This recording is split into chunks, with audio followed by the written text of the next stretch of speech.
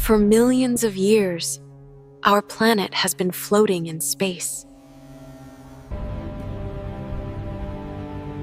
This educational animated movie presents human evolution.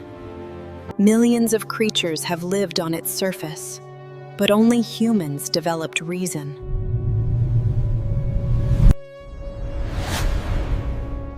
Achieving this advantage was a long and difficult evolutionary journey. Our origin dates back 20 million years to fruit-eating proconsuls in African trees. Proconsuls varied in size from marmosets to gorillas, largely ignoring the world below. They climbed branches on all fours, much like modern macaques, leaning on open palms. Numerous proconsul fossils found in East Africa reveal a primitive skull and small brain. Their small muzzle and canine teeth indicate non-aggressiveness, a key feature leading to reason. About 10 million years ago, a temperature drop made African jungles sparse. This made tree-to-tree branch movement impossible, forcing creatures to descend. Ardipithecus, a descendant of proconsul, began moving on their rear limbs. Their feet were prehensile but had arches for bipedalism, while hands were half ape, half human. The nearly complete skeleton of Ardi confirms these creatures could walk, though not easily. Ardipithecus's arms were knee-length, and their hands showed mixed human and ape features. Ardipithecus didn't want to leave tree crowns, their habitual homes.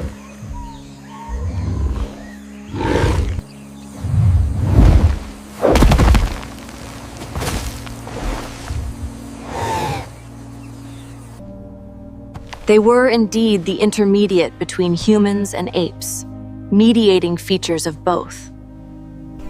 Life moved on. Trees became sparse, and Africa transformed into a boundless savanna. 4 million years ago, new creatures, Australopithecus afarensis, roamed the savanna. They were well adapted to their new home, walking on 2 legs, not unlike us. They gathered and ate everything, able to walk for miles on end.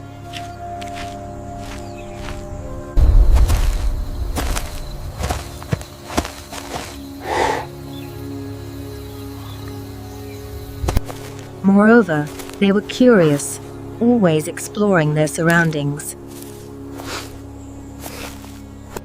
Their skull was still ape-like, with a protruding muzzle and receding forehead. The head was held on an upright neck, canines smaller and brain bigger. 3 million years ago, Australopithecus afarensis evolved into the first humans.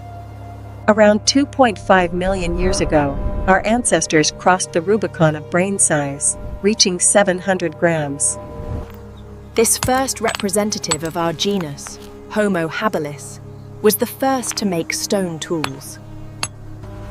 These primitive choppers, made from pebbles, were real tools for carving meat and wood. They were used for defense against predators and for killing prey. Man was now armed.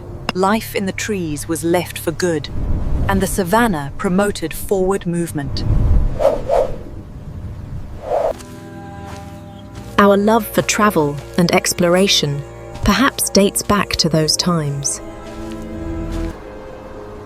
The world was perilous, but intelligence made it possible to overcome difficulties. It was not power or aggression, but intelligence that protected the first humans. The skull of Homo habilis was much like Australopithecus, but brain size was 600 to 800 grams.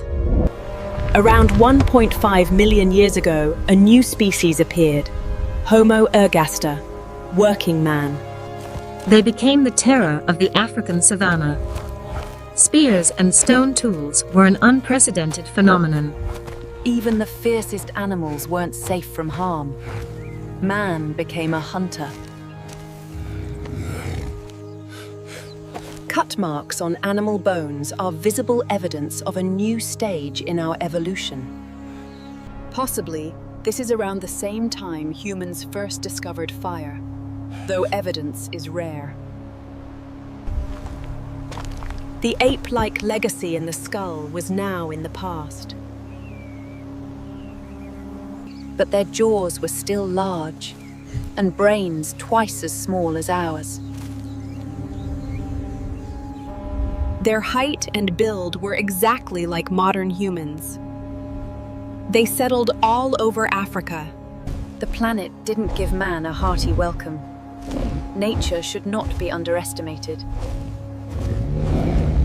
At all times, life was no bed of roses.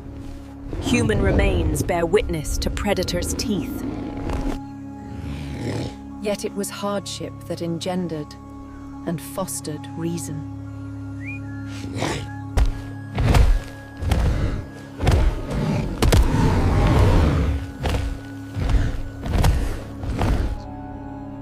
Homo heidelbergensis were the first prehistoric humans whose brain size equaled ours.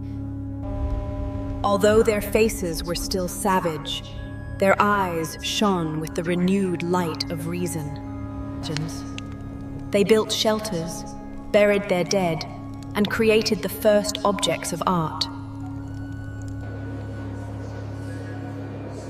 Man has gone through a long and difficult path of evolution. What did the future have in store? Reason makes us responsible for ourselves. Now, everything depends on us.